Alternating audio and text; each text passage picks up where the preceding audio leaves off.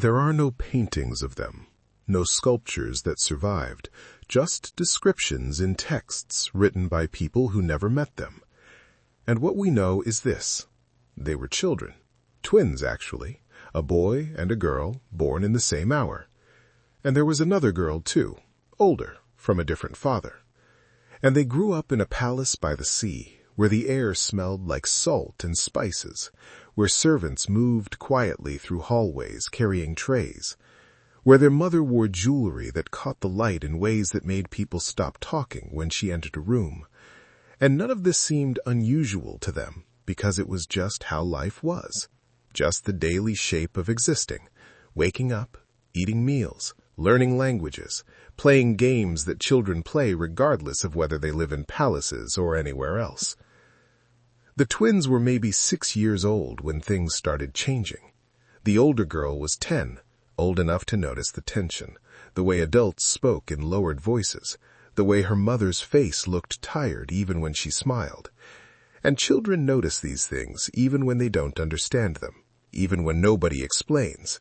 They can feel the shift in atmosphere, the way air pressure changes before a storm. And something was coming, though nobody said what. Just that there were problems, political problems, grown-up problems, the kind of things children aren't supposed to worry about. And so they didn't. Not really. They just kept being children, kept living in the palace by the sea, kept believing that the world they knew would continue being the world they knew. Because children believe in permanence, in the stability of things, in parents who will always be there, in homes that won't disappear. And why wouldn't they believe that? They had no reason to imagine otherwise. But they were being watched, had been watched since birth actually, not by guards or servants, but by people far away, people who wrote reports and sent letters and discussed strategy. Because they weren't just children, they were Cleopatra's children, which meant they were political problems, were potential threats, were loose ends that would need tying up eventually. And this logic seems insane, calling children threats, but that's how power thinks. It doesn't see people, it sees functions, sees complications, sees futures that need preventing. And 3 children with royal blood are 3 possible rallying points, 3 possible reasons for rebellion, 3 excuses for someone to challenge the new order. And the new order was Rome, was Octavian, was the man who just defeated her mother's lover in battle, and who understood that victory isn't complete until there's nobody left to oppose it.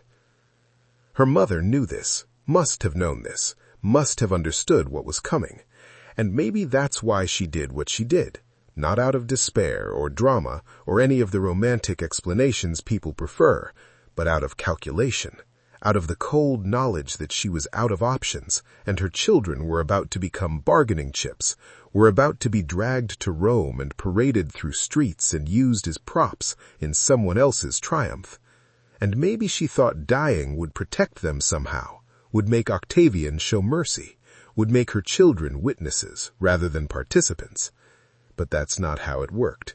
Her death didn't protect them, didn't save them, just removed the only person who might have negotiated for their safety.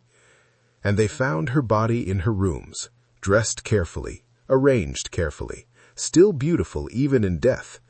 And the children were brought in to see her, though nobody recorded whether they cried or screamed or just stood there, not understanding, not fully believing that the woman lying still was the same person who'd held them, fed them, existed as the unshakable center of their world. And then they became property, became assets, became things to be inventoried, along with the gold and jewels and grain stores. Octavian's men went through the palace, making lists, cataloging everything, and the children were on those lists, their names, their ages, their bloodline, everything documented, everything recorded. Because Rome was methodical about these things, was careful, wanted clear records of what had been acquired, what had been taken, what now belonged to the empire. And belonging to the empire meant belonging to Octavian, meant their lives were his to dispose of as he saw fit. And what he saw fit was to take them, to load them onto ships along with everything else valuable, to transport them across the sea to Rome, where they could be useful, where they could serve a purpose, where they could be converted into spectacle. The journey took weeks. Children who'd never left Egypt suddenly on ships crossing water that seemed endless.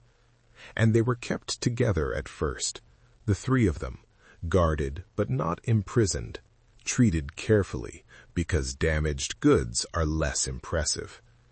And they didn't understand where they were going or why, just that everything familiar was gone. The palace, the sea they knew, the language everyone spoke, the food that tasted right, all of it replaced by strange ships and strange faces, and a language that sounded harsh, angular, nothing like the soft sounds they were used to. And the older girl tried to take care of the twins, tried to explain what was happening even though she didn't understand it herself, tried to be strong the way she thought her mother would want.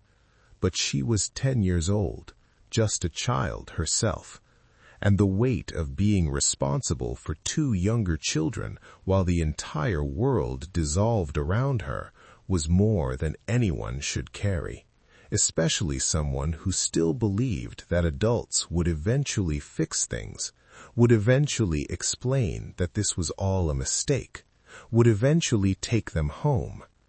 But there was no home anymore.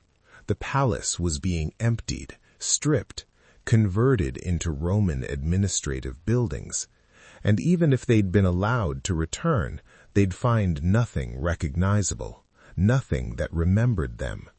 And maybe that's worse than complete destruction, the way a place can continue existing but be hollowed out, converted, made to serve different purposes, made to forget what it was.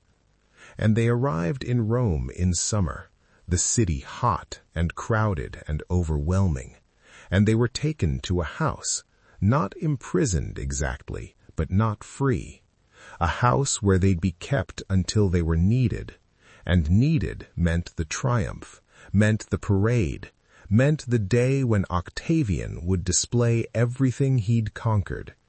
And they were part of what he'd conquered, were proof of his victory, were evidence that Egypt had fallen completely, that even the royal children were now his to exhibit. The house was comfortable enough. They had rooms, had food, had servants who spoke Greek so they could be understood. But comfortable isn't the same as safe, isn't the same as free, and they were alone in ways that went beyond physical isolation, alone because everyone around them was Roman, was loyal to Rome, was watching them not with care, but with the detached attention you give to valuable objects that need protecting until they're needed. And the older girl understood this, understood they were being preserved for something, kept ready for some purpose nobody would explain. And children can sense these things, can feel when they're being prepared for something bad, even when all the adults smile and speak gently and act like everything is fine. Because everything wasn't fine. Nothing was fine.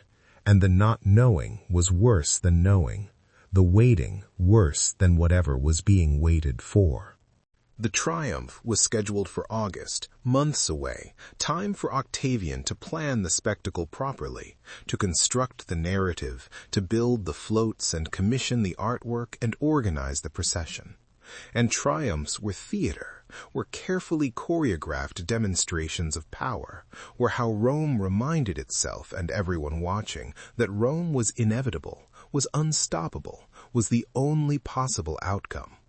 And Cleopatra would be the centerpiece, or rather, the idea of Cleopatra, because she was dead, so they'd build an effigy, a representation, and the children would walk behind it, would walk through the streets in chains, would be displayed to the crowd as evidence of total victory, as proof that even the offspring of queens could be reduced to this, to bodies in a parade, to props in someone else's story. They were prepared for it systematically, told what would happen, how they'd walk, where they'd stand, what they'd wear, and the instructions were given calmly, matter-of-factly, as if this was reasonable, as if it was normal to tell children they'd be paraded through streets while crowds watched and jeered, and they'd wear chains, not heavy enough to hurt but visible enough to be symbolic, to show subjugation, to demonstrate that they were prisoners, conquered, defeated.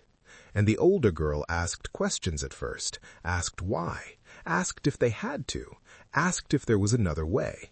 And the answers were always the same. This is what's required. This is what's been decided. This is what will happen regardless of how you feel about it. And eventually she stopped asking, because asking changed nothing, just made the Romans impatient, made them explain again with less gentleness, made them clarify that this wasn't a negotiation, wasn't a discussion, was simply information being provided about something that would occur whether they cooperated or not.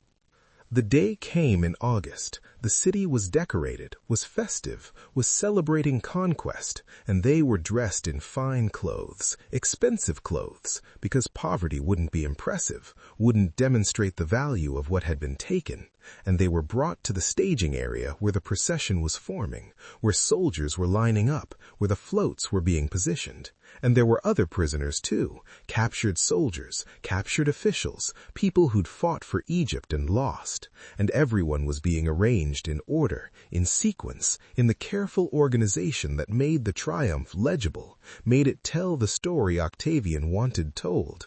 And the children were placed behind the effigy of their mother. The representation was elaborate, was detailed, was designed to be both recognizable and humiliating, showing her as seductive, as dangerous, as the foreign temptress who'd corrupted Rome. And they'd walk behind this image, would follow it through the streets while their mother's death was converted into entertainment. The procession started, soldiers marching, musicians playing, and then the floats, the displays, the representations of battles and cities and conquest, and then their mother's effigy, carried high so everyone could see, and then them, the three children, walking in chains, and the crowd was enormous, was loud, was celebrating, and people pointed, people cheered, people shouted things the children didn't understand because the words were Latin, and they were barely learning Latin, but they could understand tone, could understand mockery, could understand that they were being laughed at, were being celebrated not as people, but as symbols of defeat, as evidence that Rome was supreme. And the twins were crying, were too young to hide it, were too young to understand why this was happening. And the older girl wasn't crying, was trying not to cry, was trying to stay composed because crying would be giving them what they wanted, would be performing the humiliation more completely. And so she walked, looked straight ahead, didn't meet anyone's eyes, didn't react, just walked through the streets of Rome as the crowd celebrated her family's destruction. The parade lasted hours. The route was miles long, designed to pass through every major district, to be seen by as many people as possible. And by the end, the children were exhausted, were stumbling, and nobody helped them. Nobody broke formation. The parade continued at its scheduled pace regardless of whether the participants could keep up. And when it finally ended, they were taken back to the house, were stripped of the fine clothes, were given food and water and left alone. And nobody asked if they were all right. Nobody acknowledged what had just happened. It was just over, was complete, was done. And life continued, except life couldn't continue. Not really. Not after that. Not after being converted into public spectacle, into objects of mockery, into entertainment for crowds who didn't see them as children, as people, as anything except representations of a conquered nation. After the triumph, they were supposed to fade into obscurity, to become irrelevant, forgotten remnants of a dead kingdom, and for a while they did exactly that, staying in the house, staying together, staying under guard but largely ignored, living quietly as if they'd already disappeared from history, as if their story was over. But Octavian had a sister, Octavia, who had been married to their mother's lover before he left her for Cleopatra. And there was complicated history there, complicated feelings that nobody ever really understood. And Octavia did something unexpected, something that seemed generous at first glance. She requested custody of the children, offered to raise them, to educate them, to bring them into her household as if they were her own. And Octavian agreed, perhaps seeing it as a useful political gesture, perhaps not caring either way. And so they were transferred from the guarded house to Octavia's home, moved from one kind of confinement to another that looked like freedom but wasn't, that looked like mercy but had conditions attached, conditions that weren't stated but were understood by everyone involved. Octavia was kind, genuinely kind by all accounts, but her kindness had a purpose, had boundaries, had expectations that went unspoken but were felt every day. And the expectation was that they stop being Egyptian, stop being Cleopatra's children, stop being who they were and become something acceptable, something Roman, something that wouldn't remind anyone of what they represented. And this meant new names, new clothes, new language, new customs, new gods, new everything that made them who they were. And the older girl resisted at first, tried to maintain some connection to what she remembered, tried to keep speaking Greek with her siblings when nobody was listening, tried to honor their mother's memory in small ways that went unnoticed or were gently discouraged. But resistance was met with disappointment, with explanations that she was being ungrateful, that Octavia was offering them a future and they needed to accept it properly, needed to show appreciation, needed to let go of the past because the past was dead and gone and irrelevant to who they needed to become. Slowly, methodically, they were remade, were reshaped, were taught to be ashamed of where they came from, were taught that their mother had been wrong, had been corrupted, had made mistakes that led to necessary consequences, were taught the Roman version of history, where everything that happened was justified, was inevitable, was the natural order asserting itself. And children are malleable. Children can be taught to believe almost anything when everyone around them confirms the same story, when there's no alternative narrative, no competing voice, just the steady, consistent pressure of everyone agreeing that Rome is right, Rome is superior, Rome is the only civilization that matters, and anything else is barbarism, is chaos, is the past that was rightfully conquered and should be forgotten. The boy accepted it quickest, was youngest, had the least memory of before, and within a few years you couldn't tell he'd been born in Egypt. He spoke Latin perfectly, wore Roman clothes comfortably, worshipped Roman gods sincerely, and everyone praised him for adapting, for being smart, for understanding how the world worked. And the praise reinforced the behavior, made him want to be more Roman, more acceptable, more of what they wanted him to be. And he did become what they wanted, became Roman enough that he was eventually married to a Roman woman, was given land, was absorbed so completely into the empire that his origins became a footnote, became trivia, became something mentioned only to show how generous Rome was, how inclusive, how it could take even the children of enemies and convert them into citizens who would never question why they had to be converted in the first place. The older girl, the twin, she's the one who actually disappeared from history, vanished from the records while she was still a child, maybe 12, maybe 13, just stopped appearing in any documentation as if she'd never existed at all. And there are theories about what happened. Maybe she died of illness. Maybe she died in childbirth, though she seems too young for that. Maybe she was killed quietly for reasons nobody bothered to record. Or maybe she just lived, and nobody thought her life worth documenting, which is its own kind of death, its own kind of non-existence. The way you can be alive, but absent from history, can breathe and eat and move through the world, but leave no mark, no trace, no evidence that you mattered to anyone. And she was maybe 13 years old when history stopped caring whether she existed, when her presence or absence became irrelevant to the people writing things down, when she became just another girl who didn't matter enough to remember. And what's strange is how unremarkable all of this was, how normal it seemed to everyone involved. 3 children taken from Egypt, displayed in triumph, assimilated or erased according to what was most convenient. And Rome just continued as if nothing had happened, moved on to the next conquest, the next triumph, the next demonstration of power. And the children became a footnote, became a historical curiosity, became something mentioned briefly in texts about Cleopatra or Octavian or the period, but never as people, never as individuals with names and faces and feelings, just as evidence of what happened, of how completely Rome destroyed Egypt, of how thorough the conquest was. And if you want to understand how empire actually works, this is it. This is the thing that's usually invisible. The way it doesn't just conquer territory, it conquers identity. It conquers memory. It conquers the future by making sure the conquered can't imagine themselves as anything other than what the conqueror needs them to be.